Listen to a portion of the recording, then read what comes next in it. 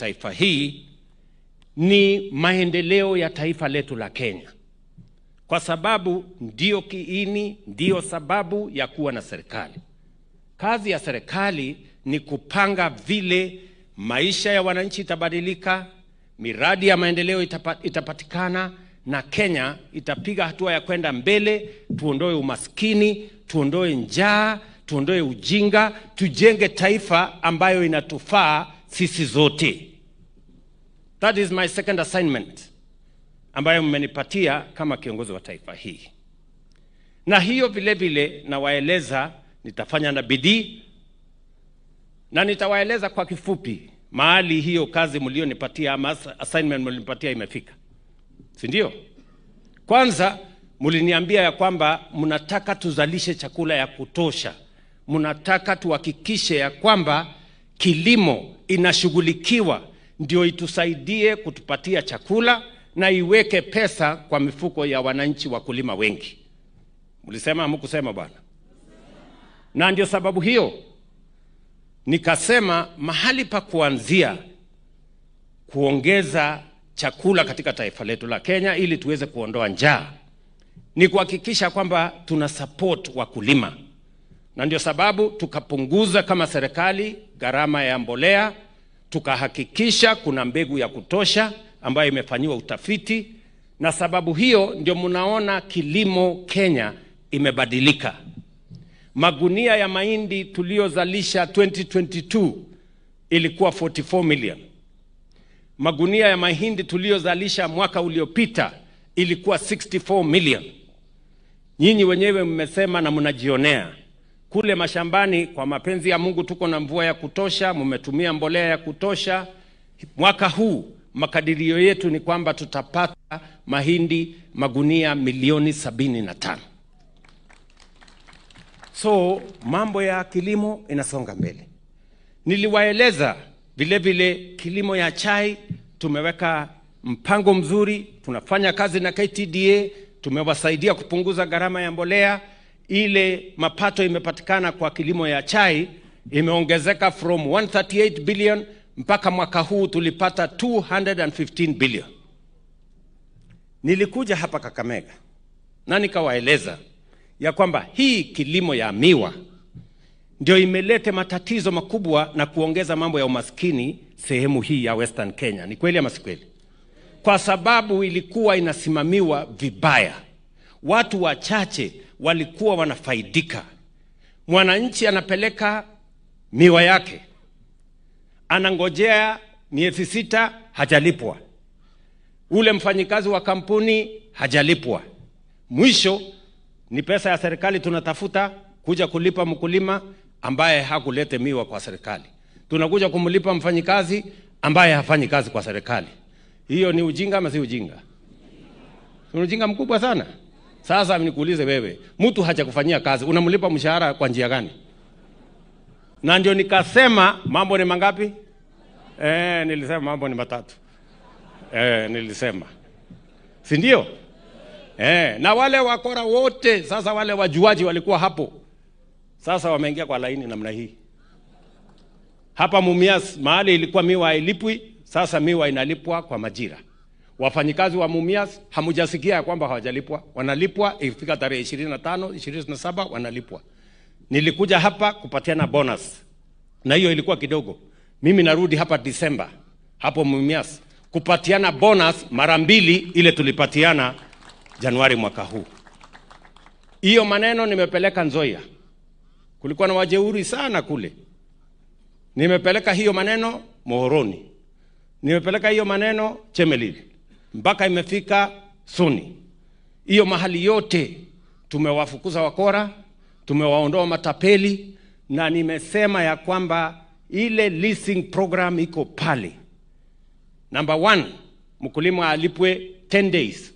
Akipeleka miwa yake siku 10 awe amepata pesa yake. Mfanyikazi alipwe kama wafanyikazi wengine. Na Disemba vile vile mimi nakuja Nzoia kupatiana bonus. Mimi nitaenda Chemelil, mimi nitaenda Mohoroni, mimi nitaenda Soni. Nia yangu ni kuhakikisha ya kwamba kilimo ya miwa haileti umaskini, inaleta utajiri katika sehemu hii. Kwa yale mambo machache tumefanya, just by reorganizing in the last 2 years, tumemalizia hapa kupanga tu maneno hapa Mumias, na watu kujua ya kwamba hakuna mchezo. Mapato ya kilimo ya miwa imetoka bilioni 50.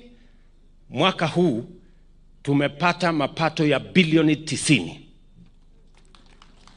My program ni kuhakikisha ya kwamba ile pesa tunapata kutoka miwa iwe sawa na ile pesa tunapata kutoka chai. Saa hizi tunapata kutoka chai bilioni 215. Hapa kwa miwa tulikuwa 50 billion. Sasa tumefika 90.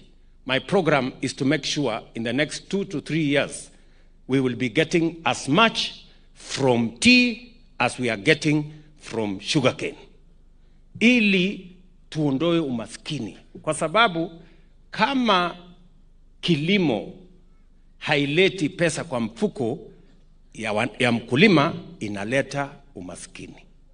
Tumeelewana jameni?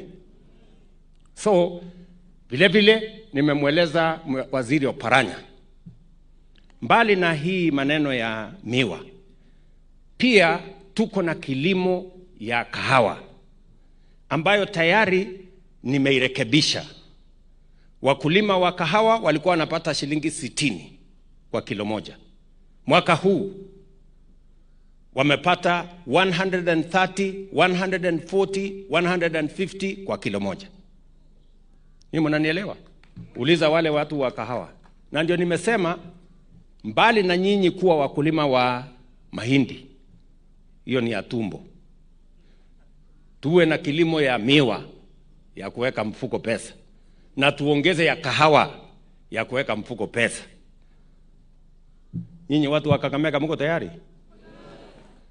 Na mimi nishapatiana pesa milioni 500 kwa Waziri Oparanya anunue seedlings, ndio tupatie wakulima hasa wa sehemu hii ya Western, kwa sababu ilichelewa siku nyingi, na ndio mambo ya uchumi sehemu hii bado iko chini, because we do not have enough cash crops ambayo wakulima watatumia kuinua uchumi wao.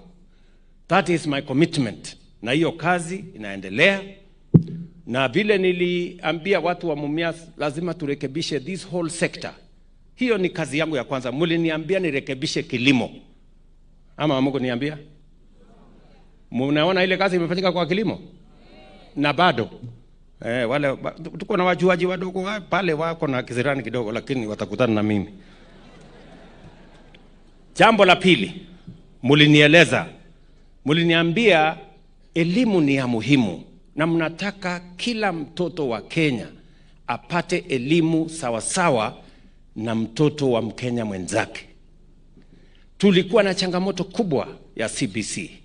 Tulikuwa na changamoto kubwa ya watoto ama walimu wachache. Tulikuwa na changamoto kubwa ya mambo ya university. Ilikuwa inafungwa kwa sababu hawakuwa na pesa ya kutosha. Nikatengeneza jopo ya kutupangia vile tutarekebisha sekta hiyo. Nyinyi mnaelewa. Sasa tumefanya mambo matatu ya muhimu kwa kilimo. Number 1, ile pengo tulikuwa nayo ya walimu, tumeajiri walimu 76,000 wapya. Nimeweka kwa budget hii pesa ingine shilingi bilioni 2.5 ya kuajiri walimu wengine 24,000. Mimi nataka kujaza walimu 100,000 by Januari. Ndio kila mtoto wa Kenya akienda shuleni, jameni, akutane na mwalimu, kila mtoto apate elimu, kwa sababu elimu ndio inatupatia usawa. Mtoto wa tajiri na mtoto wa maskini wanakuwa sawa wakipata elimu. Ni kweli ama si kweli? Jambo la pili, tukasema tuweke funding model mpya ambayo inahakikisha ya kwamba watoto wetu wote wanapata nafasi sawa ya kusoma.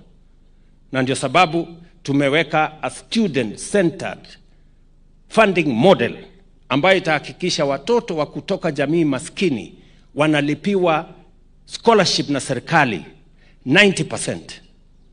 Mzazi alipe tu 10%. Mtoto kama wangu na huyu nabii, sisi tutapatiwa scholarship ya 40%. Kwa sababu sisi tuko na pesa kidogo na mshahara, si ndio? Mama mboga tumlipie 90%, huyu na bwera apate 40%. Ama mnataka tuendelee namna gani?